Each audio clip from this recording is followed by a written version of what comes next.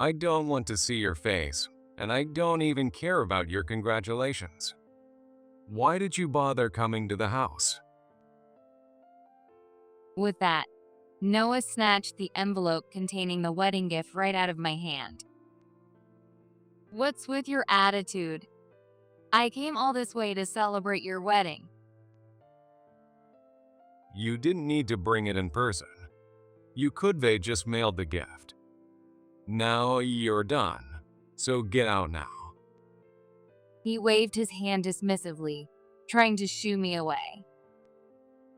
Unable to hold back my frustration at Noah's heartless behavior, I decided to give him some advice for his future as his family.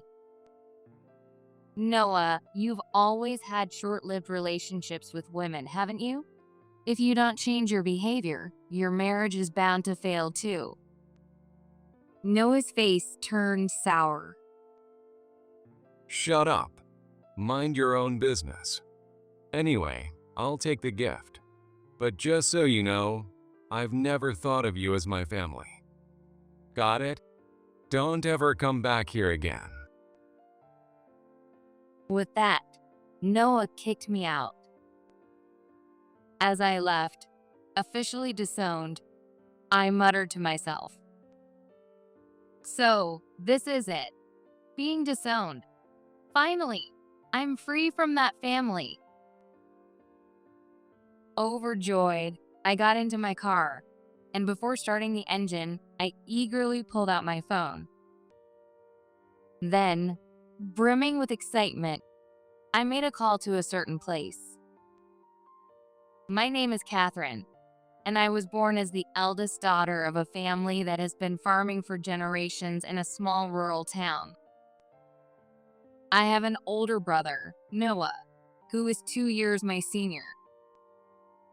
Being the eldest son, Noah was raised in an overly protective way. As a result, he developed a somewhat arrogant personality. There was a clear difference in the way our parents treated Noah and me. For Noah's birthday, they would prepare cakes and feasts and throw grand parties. But on my birthday, even though I was supposed to be the center of attention, Noah would say, I want to go to an amusement park that day. To my disbelief, my parents would agree to his request and take him to the amusement park, leaving me behind at home to watch the house. Why do Dad and Mom always listen to Noah? Growing up like this, I was hurt from an early age. And while Noah was sent to college, I was told to find a job immediately after graduating from high school and was kicked out of the house as soon as I started working. Even as a child, Noah would occasionally bully me. Stop it, Noah. That hurts. Mom, Noah is hitting me.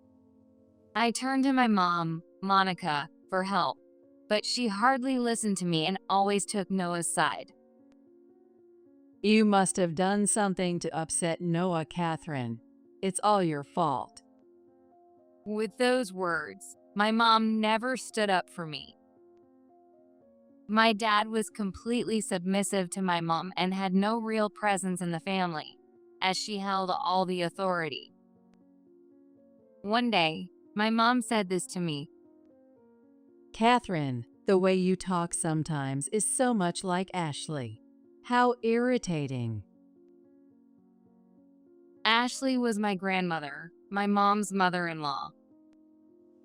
Apparently, my expressions and tone when I voiced complaints were strikingly similar to my late grandmother's. Mom had always disliked my grandmother and had practically abandoned her in a care facility during her final years. Maybe my mom saw my grandmother in me and treated me coldly because of it. If I didn't remind her of Grandma, would she have treated me better? Time went on, and my dad passed away. With his death, Noah inherited the family estate and became even more arrogant than before. Whenever I visited home, He would say things like, Hey, this is my house now. If you, an outsider, want to stay here, you need to pay $500 a night. he would also charge me for meals, even when it was just cheap microwave dinners. Meal costs are $100 per meal. No way. I'm not paying that. That's ridiculous. Of course, I never paid, because why should I have to pay such outrageous fees to stay at my own family home? Meanwhile, my mom would demand monthly financial support from me. Catherine, do you know how much it costs to raise you? Who do you think you have to thank for getting this far? Faced with that, I couldn't argue back. As a result, I reluctantly send money every month. At one point, she even asked me to pay for repairs to part of the house that had been damaged. Meanwhile, Noah used the inheritance from Dad to buy a car and take trips with Mom. Sure, I owe them for raising me, but why am I the only one who's been kicked out and still has to send money? Eventually, I started dreading visits to my childhood home. Even though Noah didn't take over the family farm, he must have a job somewhere. Yet strangely, my mom's demands for money kept increasing. Noah inherited the house and the land, so why am I being asked for so much money? This is seriously strange.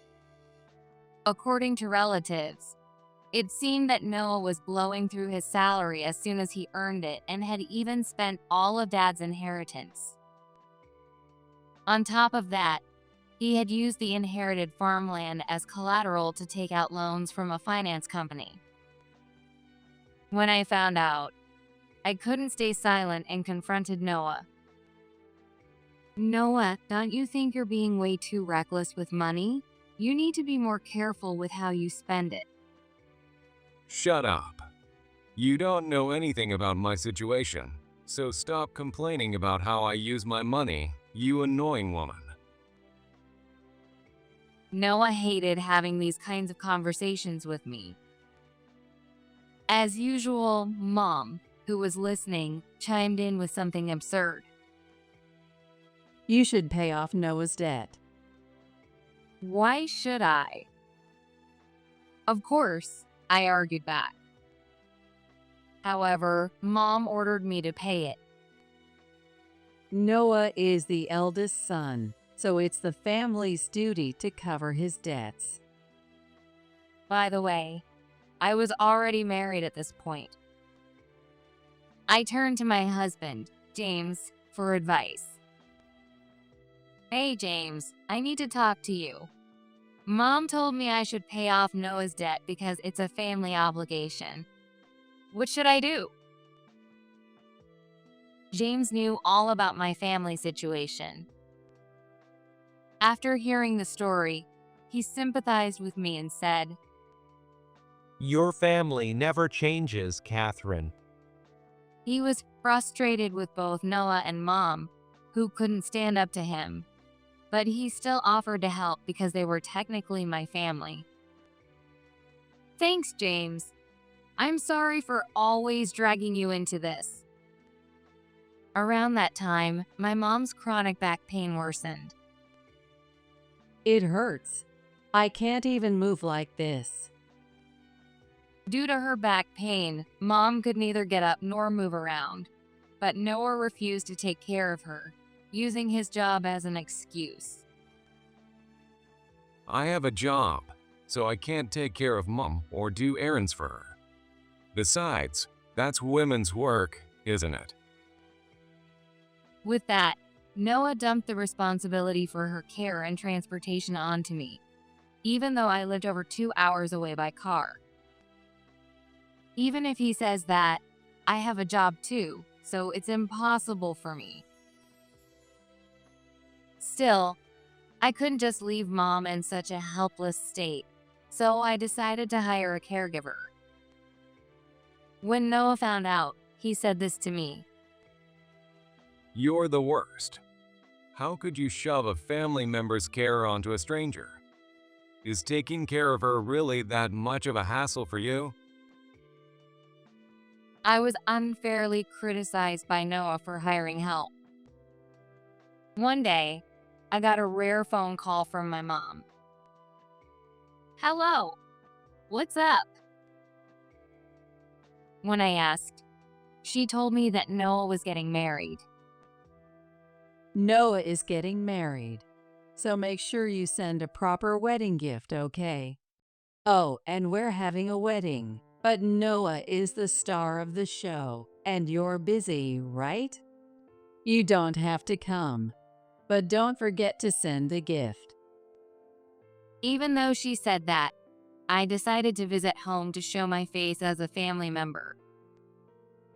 Noah had always been popular with women since his school days. But because of his personality, his relationships never lasted long. When I went back home to congratulate him, Noah greeted me in his usual tone. Oh, Catherine. Didn't Mom tell you there was no need to come? What are you even doing here? Despite his unpleasant attitude, I held back my frustration and replied since I was there to celebrate. "Noah, you're getting married, right? So I wanted to congratulate you in person and brought a wedding gift." However, Noah responded sarcastically. You could have just sent the gift. I don't want to see your face, and I don't even care about your congratulations. Why did you bother coming? He then snatched the gift envelope from my hand. Well, now you've done what you came for, right? With that, he waved his hand dismissively, trying to shoo me out.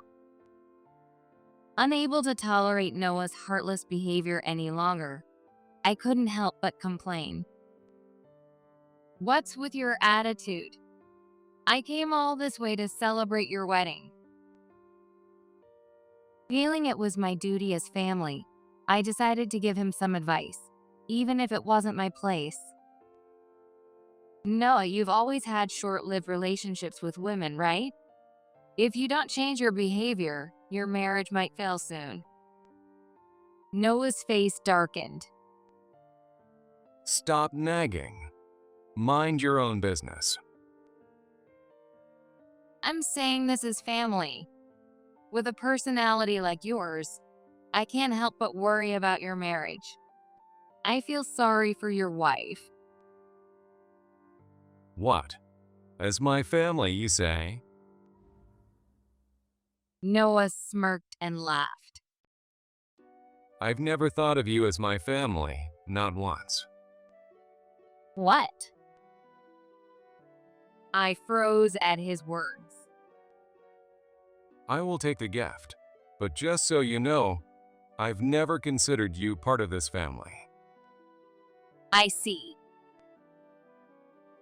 Yeah, now get out. And don't ever come back here again. You're not family, remember? "Never come back? Are you saying we're done for good?" I asked for confirmation. Yeah, that's what I'm saying. Now get out. With that, Noah kicked me out. So, this is it. Being disowned. After being told I was disowned, I got into my car and muttered to myself, "Finally, I'm free from that family." Out of Noah's sight, I secretly celebrated with my joy. After getting into the car, before even starting the engine, I took a certain action. Well, first, I need to call that place. Saying that, I picked up the phone and called a certain finance company. I told them that I would no longer be paying off Noah's debts, because I've been disowned. Until now, I only paid because I was told it was my responsibility as his family. After finishing the call, I smiled and muttered to myself, now I don't have to cover Noah's debts anymore since we're no longer family. Ye for being disowned. Relieved to be free from Noah's massive debt, I cheerfully started the car and drove off. A little while later, I passed a car from the finance company heading toward the family home. Could they be on their way to Noah's place to collect? Though curious about the car, I continued straight home. When I arrived and checked my phone, I saw more than 10 missed calls from Noah. Why so many calls? Well, I can guess what it's about. I decided to call him back. The moment he picked up, Noah yelled at me. Do you realize what you've done? Noah was furious. What do you mean, what I've done? I asked innocently. It turned out that after my call, the finance company decided to take drastic action and went to the family home. Realizing Noah's inability to pay, they probably felt the need to act urgently to recover their loan. When the debt collectors suddenly showed up at the house, Noah was caught off guard. Debt collectors. This is bad. They look tough, and I don't have the money to pay them right now. This is serious. Feeling the pressure, Noah abandoned Mom, who was bedridden with back pain, and escaped the house on his own. As he ran off, the debt collectors, laughing, approached the immobile Mom. Hey, he just left her behind. What a terrible son. Noah, please wait. Don't leave me here. However, Noah ignored Mom's screams as the men approached her and desperately ran away. Once he was in a safe place, he contacted me. Because of you, the debt collectors came to the house. Now I'm on the run from them. What are you going to do about it? Noah directed his anger at me. What do you mean, because of me? It's your fault for racking up such massive debt in the first place. I refused to back down and argued back. Besides, I'm not family anymore, so your debts have nothing to do with me. I don't see why I should take any complaints about them. I added sarcastically. Shut up. And you're an adult, Noah. You should be able to handle this on your own. I dismissed him coldly. Noah couldn't argue back and ended the call, muttering angrily under his breath. From what I heard later, Noah managed to evade the debt collectors that day, but just barely. The next day, the debt collectors showed up at Noah's workplace. Naturally, this caused a huge inconvenience for his coworkers. Because of Noah's debt, the workplace's operations were disrupted. Seeing the debt collectors at his workplace, Noah panicked. Debt collectors here. My coworkers will find out about my debt. It turned out Noah hadn't just borrowed from legitimate financial institutions. He had also taken out loans from loan sharks. The intimidating-looking men approached Noah. Sorry for bothering you here. Maybe we can talk outside. Noah tried to defuse the situation, but the loan sharks loudly demanded repayment right there, exposing his debt to everyone around. His coworkers started whispering among themselves and giving him cold looks, which Noah could clearly feel. Hearing the commotion, Noah's boss frowned. Already dissatisfied with Noah's work ethic, the boss, upon learning about his significant debt, said this. Having someone in debt like this involved in company operations isn't ideal. It's a matter of trust. With the disruption caused by the loan sharks and the impact on the workplace, Noah was handed a termination notice. I've been fired from my job. But that wasn't the end of the ordeal. Noah called me again, this time in desperation. What is it now? I answered the phone sounding annoyed, and Noah pleaded with me. Catherine, help me. Mom's been taken by them. When I asked, Noah explained that when the loan sharks came to the house, he fled, leaving Mom behind.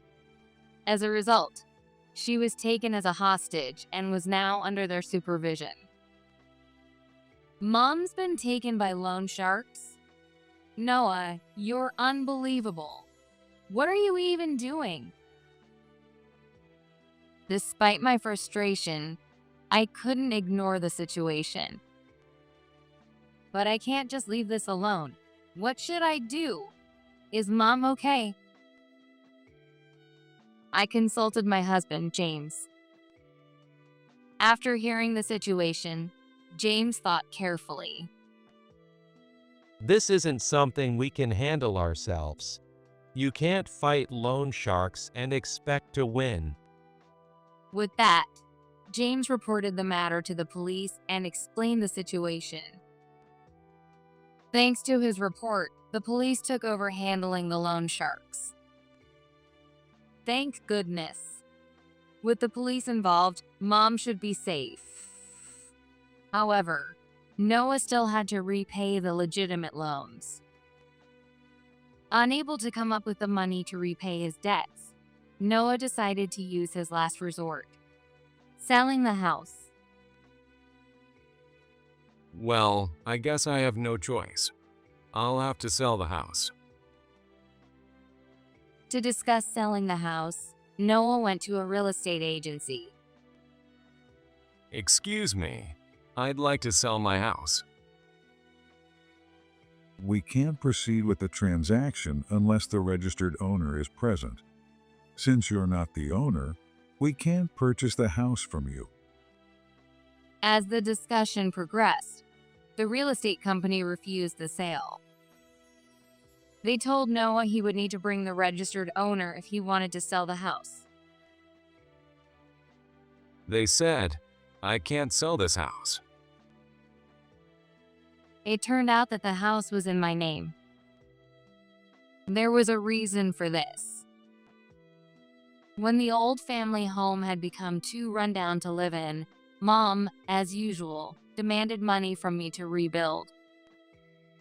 We can't live in that decrepit old house anymore.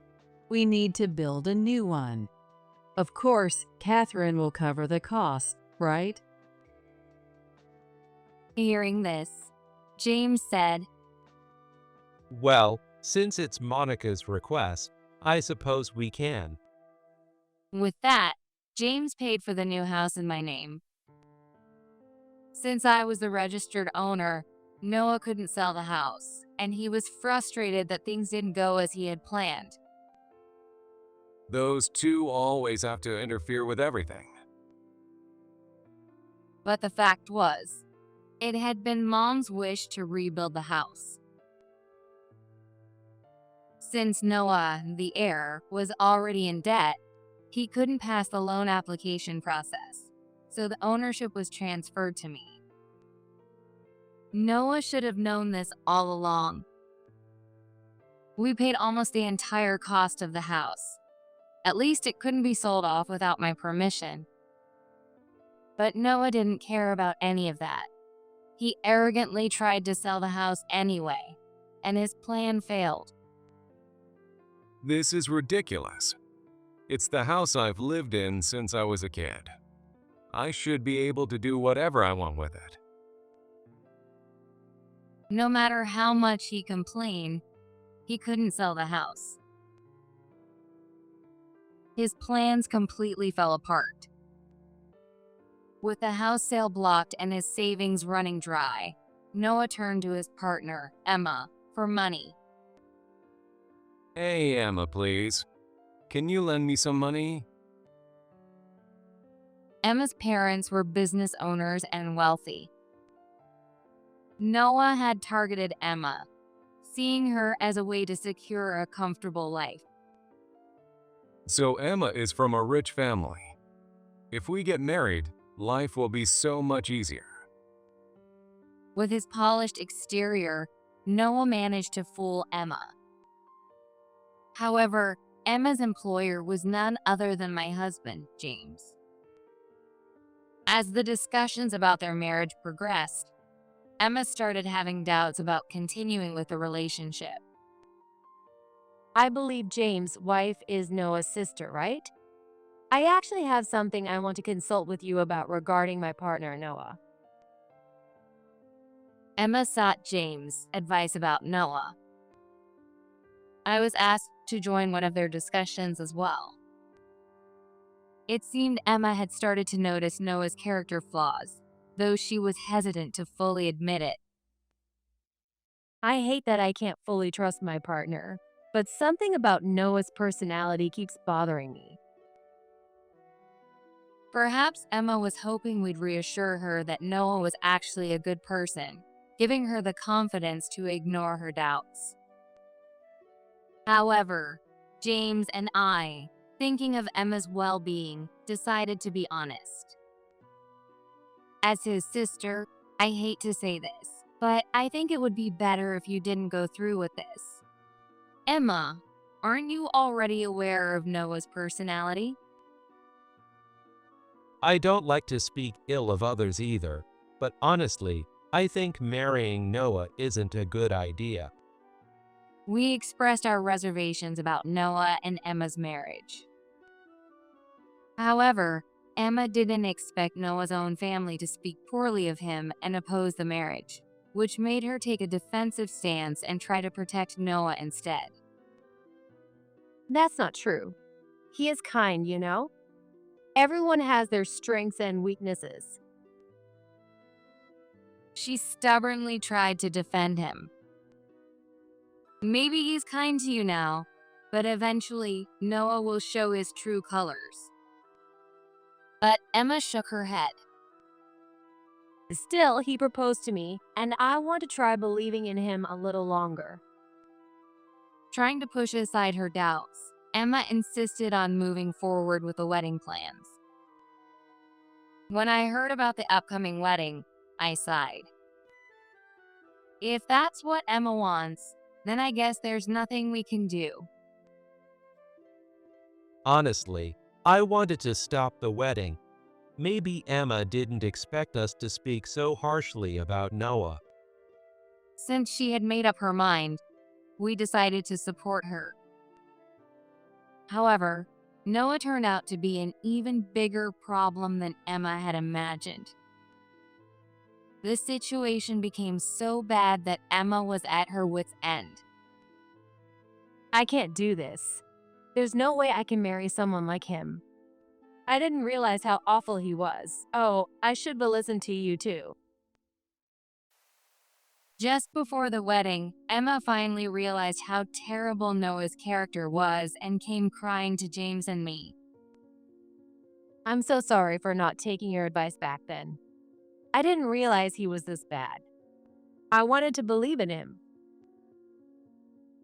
As we listened, Emma revealed something shocking. Noah had been showing up at her parents' house every night, demanding money. Persistently ringing the doorbell, Noah pleaded, Hey, Emma, come on. Your partner is in trouble here. Just lend me some money. This put Emma and her parents, who lived with her, in a difficult position. What should we do? He's here again. Hey, are you listening? Please, I'm begging you. The thought that Noah might show up again tonight to demand money terrified Emma. I had no idea he had so much debt. What are we going to do? At this rate, he's going to drain our family's assets. Crying, Emma came to James and me for advice. At this point, I think you should hire a lawyer and call off the engagement. Considering the circumstances, they should be able to help you. Reflecting on her situation, Emma decided to follow James' advice. Through a lawyer, Emma officially notified Noah of the engagement cancellation. Calling off the engagement. Damn it. Who's behind this? Furious about the broken engagement, Noah stormed over to me and accused me. Hey, Catherine. You must be said something to Emma, didn't you? It's your fault she called off my engagement. Hearing Noah's yelling, James rushed to see what was going on. While Noah acted tough with me, his demeanor completely changed when he saw James, the CEO of the company. Oh, James. It's such an honor to see you. Noah started groveling, trying to gauge James' mood. Seeing this, James coldly asked, Noah, what's all this commotion about? Oh, I'm sorry for raising my voice. By the way, James, I have a favor to ask. With that, Noah suddenly began to plead. Please hire me. I need a job. Excuse me? James was taken aback by Noah's sudden request. Of course, there was no way James would hire someone like Noah. I lost my job because of my debts, and now I have nowhere else to go. Please, I'm begging you. James and I were completely fed up. I've heard plenty about you from Catherine. There's no way it'd hire someone like you. Catherine, what lies have you been telling James about me? Noah glared at me resentfully. Please leave. You're causing a disturbance. With that, James forced Noah out. Wait. Please, James. I'm begging you. Noah tried to cling to James, but James ignored him and firmly shut the door. Meanwhile, Mom, who had been rescued from the loan sharks, was placed in a senior care facility thanks to James' arrangements. So, Mom's safe. That's a relief. Noah looked visibly relieved to hear about her safety. Noah went to visit Mom. If Mom's gone, I won't be able to get her savings. His concern wasn't about Mom's well-being, but rather the small amount of savings she had left. Hey, Mom, it's me. I'm so glad you're okay. However, Mom was deeply frightened by being abducted and held captive by the loan sharks, and the stress and emotional shock she experienced until her rescue were immense. As a result, she had started to develop dementia.